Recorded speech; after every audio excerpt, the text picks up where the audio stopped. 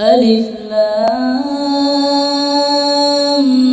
را تلك آيات الكتاب المبين إنا أنزلناه قرآنا عربيا لعلكم تعقلون.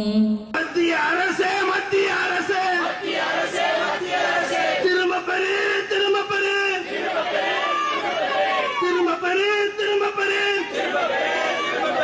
வேளாண் சட்டத்தை திரும்ப பெறு நாட்டின் வளர்ச்சிக்கு கேட்டை கொடுக்கும் நாட்டின் வளர்ச்சிக்கு கேட்டை கொடுக்கும் புது வேளாண் சட்டத்தை திரும்ப பெறு புது வேளாண் சட்டத்தை திரும்ப பெறு மக்கள் புரட்சி வெடிக்கும் முன்னர் மக்கள் புரட்சி வெடிக்கும் முன்னர் கருப்பு சட்டத்தை திரும்ப பெறு கருப்பு சட்டத்தை திரும்ப பெறு தமிழக அரசு தமிழக அரசு தமிழக அரசு தமிழக அரசு அமல்படுத்தாதே அமல்படுத்தாதே விவசாயிகளின் வாழ்வை முடிக்கும் புதிய விவசாய சட்டங்களை அமல்படுத்தாதே. அஸ்ஸலாமு அலைக்கும் வரஹ்மத்துல்லாஹி வபரகாத்துஹு. எங்கள் தொப்புள்கொடி உறவுகளான இஸ்லாம் அல்லாத மக்களே, விவசாயிகளுக்காக வேண்டி மதம், இனம், ஜாதி, மொழி என்கிற வேதங்களை பார்க்காமல் எங்கள் தொப்புள்கொடி சொந்தங்கள் அவர்கள், ஒரே தேசத்தின் உறவினர்கள் அவர்கள், காஷ்மீரிலே ஒருவருக்கு கஷ்டம் என்றால் கன்னியாகுமரியில இருக்கக்கூடிய என் உறவுகள் அதை துடைக்க வரும் என்பது போன்று இன்றைக்கு எந்த உதாரணத்தாலும் ஈடு சொல்ல முடியாத வண்ணம் டெல்லியில முகாமிட்டு வேளாண்மை சம்பந்தமான சட்டங்கள் ஏற்கனவே நடைமுறையில் இருக்கும் பொழுது அதுல திருத்தத்தை கொண்டு வருகிறோம் என்று ஒரு மசோதாவை பார்லிமெண்டில பயங்கரமான அவசரத்தோடு அவசர கதியில கொரோனாவிலே கொத்து கொத்தாக மக்கள் காலியாகி கொண்டிருக்கக்கூடிய இந்த வேளையிலும் கூட தங்களுடைய வேலைகளை செவ்வனே சரியாக செய்து கொண்டிருக்க வேண்டும். எருமை மாட்டு மேல மழை பெய்ஞ்ச மாதிரி இருந்தாலும் நாங்கள் பார்லிமெண்டிலே இதை நடைமுறைப்படுத்துவோம், ஒப்புதல் வாங்குவோம் என்பதிலே குறியாக இருந்து அதை இன்றைக்கு நடைமுறைப்படுத்துவதற்குண்டான ஆயத்த பணிகளை மேற்கொள்ளும் பொழுது இந்தியாவில விவசாயி என்கிற ஒருவன் இருக்கிறானே, பல்வேறு அமைப்புகள் மூலமாக அவன் வெளி உலகத்தில் நடமாடிக் கொண்டிருக்கிறானே, அப்படிப்பட்ட ஒரு அழைத்தாவது பேசியிருக்கிறோமா? நாம கேட்கிறதெல்லாம் பிரதமர் அவர்களை சார்ந்த அனைவருக்குமாக ஏதோ அவர்கள் பேச்சுகிற வாசிகளோ எங்களுக்கு வேண்டாத நாட்டில் இருக்கக்கூடியவர்களோ இல்லையே, நம் அனைவருக்குமான பிரதமர் தானே அவர், நம் அனைவருக்குமான பார்லிமெண்ட் தானே அது, நம் அனைவருக்குமான விவசாயிகள் தானே அவர்கள். அவர்களிடத்தில் பேருக்காவது அவர்களை அழைத்து இந்த மசோதாவிலே திருத்தங்கள் கொண்டு வந்தால் அது எப்படி பாதிக்கும் என்பதை கேட்டு அறிந்த பின்னர் தானே ஒரு பிரதமர் அதை பார்லிமெண்டிலே கொண்டு வர வேண்டும். அதற்கான பூர்வாங்கமான பணிகளை ஏதாவது அரசு செய்திருக்கிறதா என்பதை தாருங்கள். நாங்கள் விவசாயத்திலே கேட்டோம், அவர்கள் ஒப்புதல் தந்து விட்டார்கள் என்று காஷ்மீர் முதல் கன்னியாகுமரி வரைக்கும் இருக்கக்கூடிய ஒரு 60% மக்கள் ஆதரவு இருக்கிறாங்களா? ஒரு 40% மக்கள் ஆதரவு இருக்கிறாங்களா? விவசாயிகளை கேட்கிறோம். யாருமே ஆதரிக்காத நடைமுறையிலே சிறப்பாக சென்று கொண்டிருப்பதை மேலும் சிறப்பு சேர்க்கும் விதமாக அரசு நடப்பதற்கு பதிலாக கார்பரேட் கம்பெனிகளிடத்திலே மொத்த நாட்டையும் அடகு வைப்பதற்கு நீங்கள் தேவையா? பிரதமராக இருப்பதற்கு என்ன அவசியம் என்று வந்துவிட்டது? இதை விடவும் பல அரசுகள் மக்களை செவ்வனே ஆட்சி செய்துவிட்டு போய்விட்டன. அவளுக்கெல்லாம் ஆட்சியில வரணும், ஆட்சியை தக்க வைக்கணும், தங்களுடைய ஊழல்களை மறைக்க வேண்டும், எதிர்க்கட்சி ஊழல்களை அமலப்படுத்த வேண்டும், ஆளாளர்களை என்கவுண்டர் போட்டு சுட்டுக் கொள்ளணும், பொதுவா நான் ஜாலியா இருக்கணும். இதுதான் ஒவ்வொரு அரசியல் கட்சிகளுடைய நிலைப்பாடா இருக்கு. எல்லாருக்குமே தெரியும், அப்படித்தான் இருக்கும் நாங்கள் நினைக்கிறோம். இது என்ன வேடிக்கை, இப்ப வந்திருக்கக்கூடிய மத்திய அரசு இந்த மாதிரி போனா கூட மக்களுக்கு பிரச்சனை இல்லையே. அவன் சாகுறான், கொள்ளையடிக்கிறான், அவன் எப்படியே ஊழல் பெருசாலியா இருக்கிறான், எப்படி எடுத்துட்டு போட்டும், அது சட்டம் தன் கடமையை செய்யதோ செய்யலையோ அவனுடைய வாழ்க்கையை அப்படி அமைச்சுக்கிட்டான். இன்றைக்கு மத்தியில் ஆட்சியில் வந்திருக்கக்கூடிய எண்ணம் எப்படி தெரியுமா, இதற்கெல்லாம் மேல எப்படியாவது அகண்ட பாரதத்தை அமைத்து விட வேண்டும், அதற்கான ஏற்பாடுகள் தான் இது. இது இஸ்லாமியர்களாக இருந்து நாங்கள் சொன்னால் அது வேறு மாதிரி மத துவேஷ அடிப்படையிலே பார்க்கப்படலாம். உண்மை கருத்து அதுதான், உண்மை சம்பவம் அதுதான். கடந்த காலங்களிலே இவர்கள் ஆட்சிக்கு வந்தது, ஆட்சி நடத்தியது, ஆட்சி நடத்தி கொண்டிருப்பது, தேர்தலை நடத்தியது எல்லாம் ஒரு சாதாரண இந்திய பிரதிக்கு தெரியாதா? இவர்கள் நியாயமானவர்களா, நேர்மையானவர்களா, அல்லது அதற்கு அப்பாற்பட்டவர்களா என்று தெரியாதா? தெரியும். அவருடைய லட்சணம் நல்லாவே எல்லா மக்களுக்கும் தெரியும். இருந்தாலும் நாடு ஒன்று இருக்கிறது, அரசு ஒன்று இருக்கிறது, ஆட்சியாளர்கள் இருக்கிறார்கள், சட்டம் ஒழுங்கு இருக்கிறது, அதிலே ஒரு பிரதியாக இருக்கிறோம், நாமும் அது வழி சென்று விடுவோம் என்றுதான் மக்கள் இருந்தார்கள். ஆட்சிக்கு வந்ததற்கு பிறகாவது ஏதோ இஸ்லாமிய இருக்கிறான், கிறிஸ்தவன் இருக்கிறான், எல்லாருக்கும் சேர்ந்து ஒரு நாணயமான ஆட்சியாவது நீ சொல்லக்கூடிய மத அடிப்படையில் தந்தாலாவது மக்கள் நிம்மதியா இருந்திருப்பார். என்ன வேடிக்கை, எல்லாவற்றிலும் அடக்குமுறை. காவல்துறைக்கு நாம் சேர்த்துதான் சொல்ல, நெஞ்சில் கை வச்சு சொல்லுங்க, உங்களுடைய பணிகளை செய்யறீங்க, இவர்கள் நாணயமானவர்களா இருக்கிறார்களா என்று உங்களுடைய உள்ளத்தை கேட்டு பாருங்கள், சொல்ல உள்ளம் சொல்லும். உங்கள் கடமைக்காக, சட்டம் ஒழுங்குக்காக உங்களுடைய உயிரையும் கொடுத்து உங்களுடைய எல்லா தியாகத்தையும் செய்துதான் இந்த பணியை பார்க்கிறீங்க. ஆனால் உங்களை நீங்கள் கேட்டு பாருங்கள், உங்கள் உள்ளம் சொல்லும், இவர்கள் தரம் கெட்டவர்கள், இவர்கள் அரசியல் நாகரிகமற்றவர்கள், சிறுபான்மையினை ஒழித்து பெரும்பான்மையினர் என்று அவ என்ன நினைச்சிட்டு இருக்கிறானோ நினைப்பு எல்லாமே பெரும்பான்மை எல்லாம் எனக்கு ஆதரவு என்று எவ்வளவு சதவிகிதம் நீ ஓட்டு எடுத்திருக்கிற?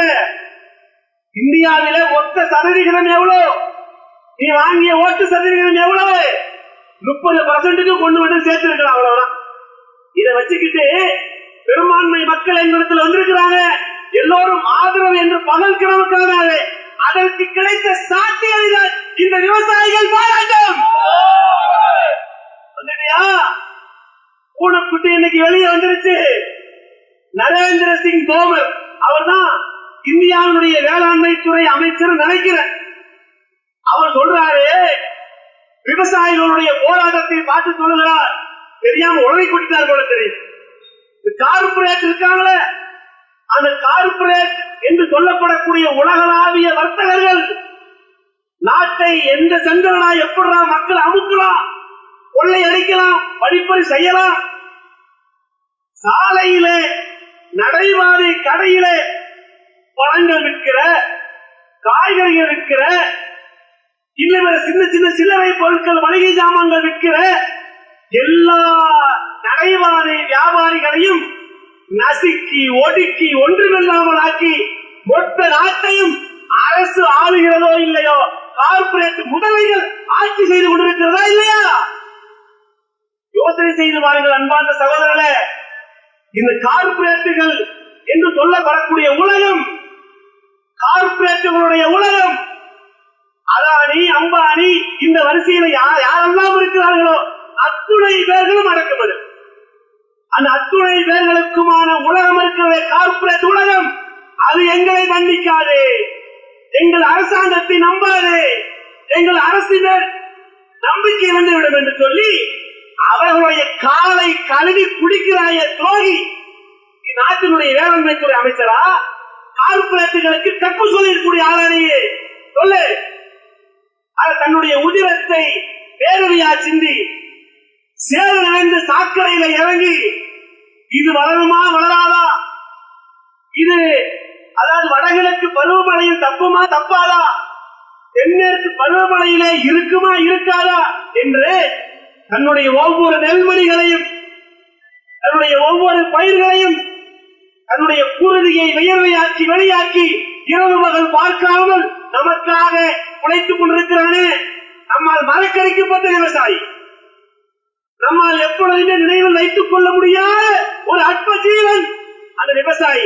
மறந்துட்டுமே நாம் செய்யக்கூடிய முதல் துரோகம் அது. விவசாயி நினைச்சே பார்க்கிறது, அவனுடைய பொருளுக்கு விலை கொடுப்பதில்லை, நாமும் விலை கொடுப்பதில்லை, மண்டிகளிலும் விலை கொடுப்பதில்லை, உழவர் சந்தையில விலை கொடுப்பதில்லை. இப்ப நாம பேசுவோம் கார்பரேட்டுகள் அவர்களை விலைக்கு வாங்க துடிக்கிறார்கள், அதற்காக கொண்டு வந்ததான் வேளாண்மை சட்டம். இன்றைக்கு நாம் முயற்சிக்கிறோம், இந்த அரசாங்கம் முயற்சிருக்குதா? அவன் விளைவித்து ஆண்டாண்டு காலமாக அதே தொழில இருந்து குடும்பமாக வருடத்திற்கு 10,000 நபர்கள் இந்தியாவில் செத்து போறானே, தற்கொலை பண்றானே, கண்ணுக்கு தெரியல? இவனுடைய சாபம் எல்லாம் சும்மா விடுமா? உங்க பார்வையில விடுற சாபம் சும்மா விடுமா? இந்தியாவிலே எலிக்கறி சாப்பிட்டு, பூனைக்கறி சாப்பிட்டு, வழியில திரியக்கூடிய எதையோ அடித்து சாப்பிட்டு, சமுதாய கண்டி எல்லாமே சேர்ந்து குளத்துல கண்டியை வச்சு அது விநியோகம் பண்ணக்கூடிய கண்டி விநியோகம் நடந்ததா இல்லையா? கடந்த காலங்கள்ல விவசாயிகள் எவ்வளவு பெரிய அழுக்கும் இழுக்கும் மற்றவர்களாக இந்த சமுதாயத்தில் பார்க்கப்பட்டார்கள்.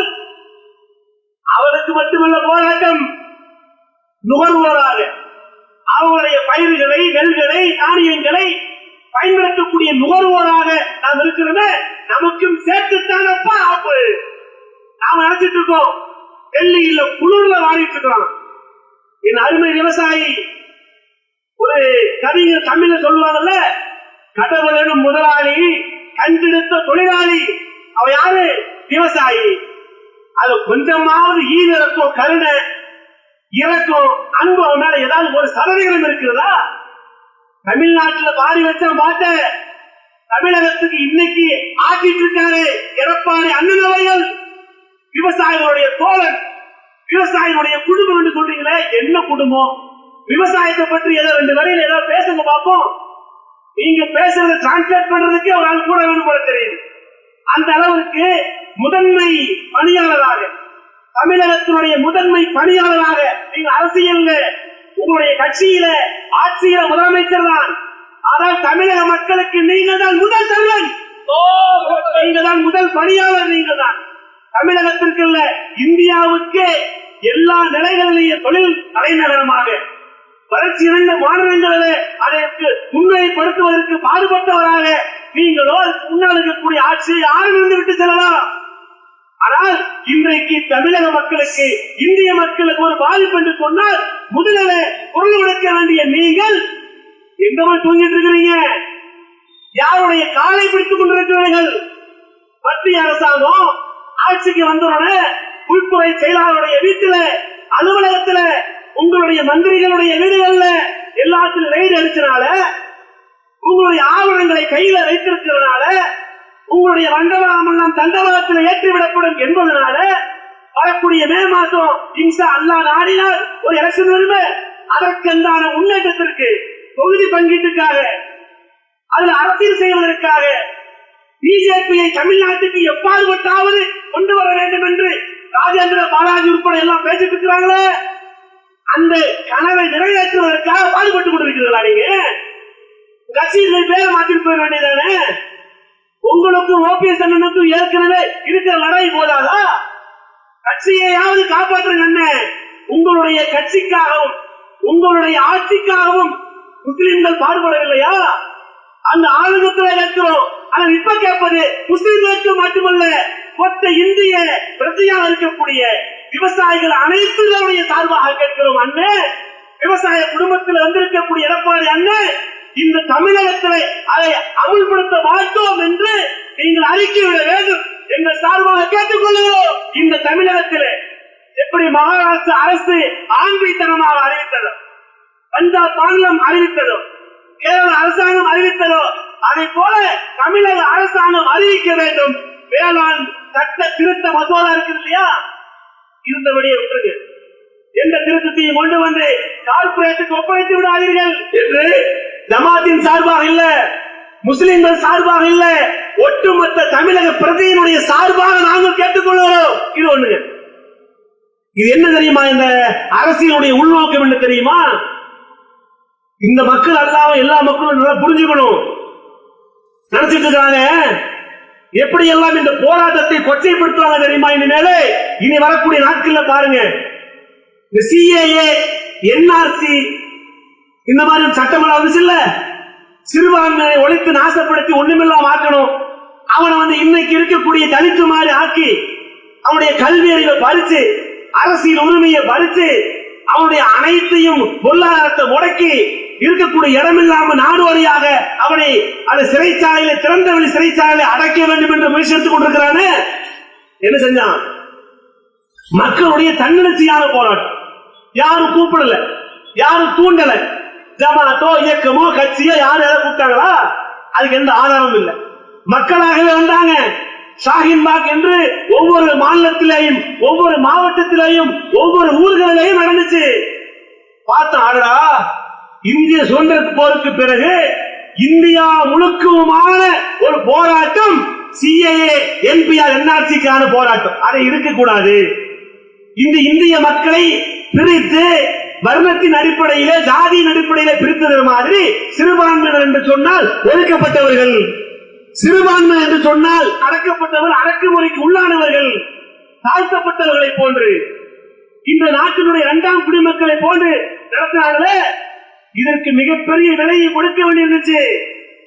தலைநகர் டெல்லியிலே, ஷாஹின்பாக்கிலே மிகப்பெரிய மக்கள் எழுச்சி, தன்னெழுச்சியான போராட்டங்கள் வெடித்தவுடன் என்ன செஞ்சாங்க தெரியுமா? முதல்ல பாகிஸ்தானுடைய சதியும் ISIS உள்ள இருக்குன்னு, தாலிபான் வந்துருச்சு அப்படின்னு சொன்னான். அப்புறம் ஒவ்வொரு பயங்கரவாத குழுக்கள் இருக்குன்னு சொன்னான். எங்களுக்கு அவனுக்கு பண்டு வருது, காசு வருது என்று கேட்டான். இது கேட்டால கொச்சைப்படுத்திட்டானா?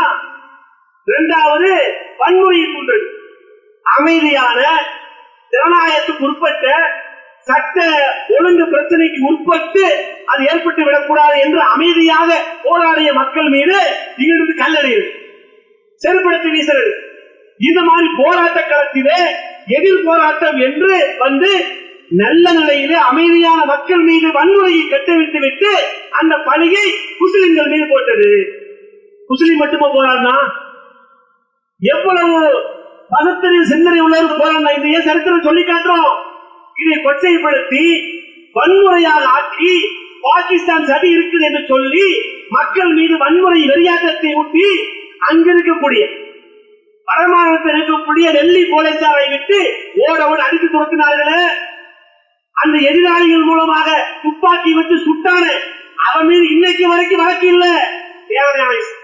யார் ஆர்ப்பாட்டத்துக்கு வந்தானோ அவன் எல்லாத்துக்கு மேலே வழக்கு. நெஹ்ரு பல்கலைக்கழகம், JNU மாணவர்கள் எத்தனை பேருக்கு மேல வழக்கு போட்டாங்க. என்ன காரணம்? இதையெல்லாம் கொச்சைப்படுத்தி அவனை பலவீனப்படுத்தி அந்த போராட்டத்தை எல்லாம் நசித்து போக செய்து கடைசியில ராணுவத்தை விட்டு அடித்து வரட்டாங்கல்ல. இது மாதிரி இன்னைக்கு நடக்குதா இல்லையா என்று பாருங்க. விவசாயிகள் தலைத்தவங்கல்ல, இவங்க இந்த மாதிரி போராட்டத்தை அடித்து ஒடுக்கி நாசப்படுத்தி விடலாம் என்று எடுத்துக் கொண்டிருக்கிறார்களே. இனி நினைத்துக் கொள்ளட்டும், இவங்க இது இந்தியாவுடைய இரண்டாவது சுதந்திர போராக இதை பார்க்க போகிறார். இன்றைக்கு 3 மாநிலங்கள் மட்டும்தான் போராடி இருக்கிறது. உத்தரப்பிரதேசம், பீகார், பஞ்சாப். இந்த 3 மாநிலங்களையே உங்களால் தாங்க முடியவில்லை என்று சொன்னால் இந்தியாவில் இருக்கக்கூடிய அனைத்து விவசாயிகளும் டெல்லியை நோக்கி புறத்து போட்டார் என்று சொன்னால் இந்தியா தாயாது. இன்ஷா அல்லாஹ் வரக்கூடிய நாட்களிலே அப்படிப்பட்ட ஒரு ஈவத்தோடு உங்களை சந்திக்கவிருக்கிறோம் என்பதை ஜமாத்திற்காக சொல்லிக் கொள்றோம். நீ நினைச்சிட்ட போலீசினுடைய லத்தியை வைத்து அடித்து விட்டால் கூட்டம் கலைந்து விடும் நினைச்சிட்ட. போராட்டக்காரன் வீட்டுக்கு போய் நினைச்சுக்கிட்டியா? வெள்ளக்காரன் உங்களுக்கு எப்படா சுதந்திரத்தை வாங்கி கொடுத்தாங்களா? அவன் அடிச்சு உடனே வீட்டுக்கு போயிருந்தாலும் சுதந்திரம் கிடைச்சிருக்குமா? 1947 அவன் அடித்த அடி என்ன? ஜாலியன் வாலாபாக்கில சுட்டுக் கொன்ற சரணத்திலே இதையெல்லாம் பார்த்துட்டு போராட்டத்தை முடக்கி விட்டார்கள். அசுர பலம் கொண்ட ஆங்கிலேயருடைய களத்திலே வீழ்ந்து விட்டார்கள் என்று சொல்லி எல்லாம் மூட்டை முடிச்சோட வீட்டுக்கு போயிட்டாங்களா? அவனை அடித்து ஓட ஓட விட்டுனாங்களே, உனக்கும் அதே கதி காத்துக் கொண்டிருக்கிறது. கிடைத்துக் கொள்ளலாம். இன்று பெரும்பான்மை ஓட்டை பெற்றுக் கொண்டு அசுர பலத்தோடு இருக்கிறியா? இன்னும் சொல்றான், இன்னைக்கு புதிய பாராளுமன்ற கட்டண தொடர்பு இருக்குல்ல, ஒருத்த பாராளுமன்ற உறுப்பினர் எத்தனைங்க? 545. அந்த 545 சீட்டுக்கு தான் கட்டணும். இன்னைக்கு என்ன 888 சீட்டுகளுக்காக கட்டப்படுகிறது. இது அணுகுண்டு அடுத்த அணுகுண்டு உங்களுக்கு வரும். இவன் ஆட்சி இருக்கிற வரைக்கும் எந்த எவனை நிம்மதியை தூக்கிட மாட்டான். ஆளுமை, ஆட்சி அதிகாரம், ஆரியத்தனமான கோட்பாடுகளை எல்லாம் வைத்துக் கொண்டு இன்றைக்கு பார்லிமெண்ட்ல 888 சீட்டு உட்கார்றதுக்கு இடம். எதுக்கப்ப 888 சீட்டு? நம்ம நாட்டுல 545 சீட் தான் இருக்கு பார்லிமெண்ட் என்று சொன்னா இந்த சூத்திரம் இதுல தமிழ்நாடு, கேரளா, ஆந்திரா, இந்த நசிந்து போன அவருடைய கொள்கை எடுபடாத நாடுகள் எல்லாம் இன்றைக்கு ஜிஹெச்சுக்கு போய் நீங்க 3வது பணத்தை பெற முடியாது. கொண்டுருவான், ஒன்னே ஓட்டுருவான். அப்புறம் என்ன பேச்சு? ஏன் உனக்கு டெய்லி கேக்குதா? ஏன் பச்சையா சொல்ற தெரியுமா? நான் கேட்டுக்கிறேன். கோயம்புத்தூருடைய ஜிஹெச்ல நாம கேட்டுக்கிறோம், 2 குழந்தைகளோ நிறுத்தி விடுங்க என்று சொல்லி மறைமுகமான அச்சுறுத்தல் இங்க இருக்காங்கன்னு தெரியல. பல ஊர்களுக்கு பார்க்கிறோம். கள்ளக்குறிச்சி மாவட்டத்துல, இன்னும் இது போன்ற விழுப்புரம் மாவட்டத்துல ஒவ்வொரு அரசாங்கத்தினுடைய வில்லை வரக்கூடிய இடங்களுக்கு சென்றால் என்ன சொல்றாங்க தெரியுமா? 2க்கு மேல என்னடி தேவை? நம்ம பொம்பளைகளை உள்ள விட்டுக்கிட்டு அதை பெற்றவங்க பிள்ளையும் உசுரோட திரும்பி வராதா என்று நினைத்துக் கொண்டிருக்கிறோம். இவர்கள் MBBS படித்த மூலவிகள், MBBS படித்த அரக்கிகள், MBBS படித்து நர்ஸ் கோச்சிங் முடிச்சுக்கிட்டு வந்த அரக்கிகள் என்ன சொல்றாங்க தெரியுமா? 2க்கு மேல தராங்க. இங்க தமிழகத்துல, கேரளாவில் இந்த மாதிரி இடத்துல, உத்தரப்பிரதேசம், பீகார் போய் பார்த்தானா அந்த வீட்டுக்கு 5-6 பெற்றுக்கிட்டு கிடக்கு. பெற்றுட்டோம். இறைவன் தரக்கூடிய அருளை எவனாலும் தடுக்க முடியாது, தடுக்க கூடாது, தடுப்பதற்கு எந்த அனுமதியும் இல்லை. இஸ்லாமும் அவங்க சொல்லுது. என்ன கதை புரியலையா? அங்க உத்தரப்பிரதேசத்துல 80 MP சீட் இருக்கு நினைக்கிறேன். 80 தானே? 80 அந்த நெருக்கமா இருக்கு. இத 150 பண்றதுக்கு திட்டம். தமிழகத்தில் 39 MP சீட்டு, இது 33 குறைக்க திட்டையே. மக்கள் தொகை விகிதாச்சார அடிப்படையில் அந்த MP சீட்டு பார்லிமெண்ட் தொகுதியினுடைய அந்த நிலைகள் பிரிக்கப்படுகிறது. அப்ப என்ன செய்யலாம்? தமிழகத்தில் எவனும் குரல் கொடுக்க முடியும். இன்னைக்காவது ஒரு 20-25 MP இருக்கிறாங்க. இன்னைக்கு குரல் கொடுத்தா எடுபட மாட்டேங்குது. நாளைக்கு நம்ம எல்லாம் செல்லா காசிக்கிடுவார். தமிழகத்துல, கேரளாவுல இந்த மாதிரி சின்ன சின்ன, அதாவது இவர்களுடைய ஆட்சி அதிகாரம் செல்லுபடியாகாத மாநிலங்கள்ல தகுதி இழப்பை செய்வதற்குண்டான வேலை நடக்கிறது. இது செய்தியை வச்சுக்கீங்க. ஏன் இது போன்ற விவசாயத்தினுடைய வேளாண் சம்பந்தப்பட்ட மசோதா மட்டுமல்ல, இது நீங்கள் வார வாரம் நீங்கள் இப்படிப்பட்ட நிலைக்கு தள்ளப்படுவீர்கள். என்ன கதை? ஆங்கிலேய அரசு நம்மை பார்த்து, இந்த இந்திய மக்களை பார்த்து எதையெல்லாம் செய்ததோ அதையெல்லாம் வரிசை செஞ்சுட்டு வர்றான். திருத்தாளர் சூழ்ச்சி, பள்ளிவாசல்ல போய் பன்றியை வீசுவான். கோயில்கள், புனிதமான கோயில்கள், புனிதமான பள்ளிவாசல்கள், இது மாதிரி இடங்கள்ல பன்றிய பள்ளிவாசல்ல வீசுவான். கோமாதா என்று என்னுடைய தொப்புள் கொடி உறவுகள் எடுத்துக் கொண்டிருக்கக்கூடிய அந்த பசுவை கொண்டு கோயில வீசுவான். செஞ்சா அது ஆங்கிலேய அரக்கன் செய்தது. இன்னைக்கு செய்யறானா இல்லையா?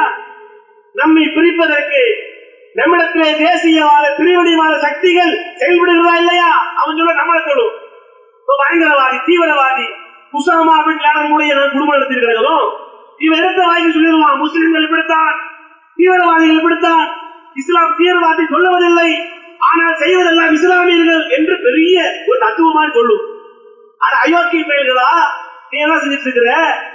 1943 ஆண்டு வின்ஸ்டன் சர்ச்சில் இங்கிலாந்துடைய பிரதமராக இருக்கும் பொழுது இந்தியாவை ஆண்டவர்கள் என்ன செஞ்சாங்க தெரியுமா? அதுதான் நீ நடத்தும். அதுதான் நீங்க செய்யலாம். 1943 ஆண்டு செயற்கையாக பஞ்சத்தை ஏற்படுத்துகிறார். செயற்கை பஞ்சம்.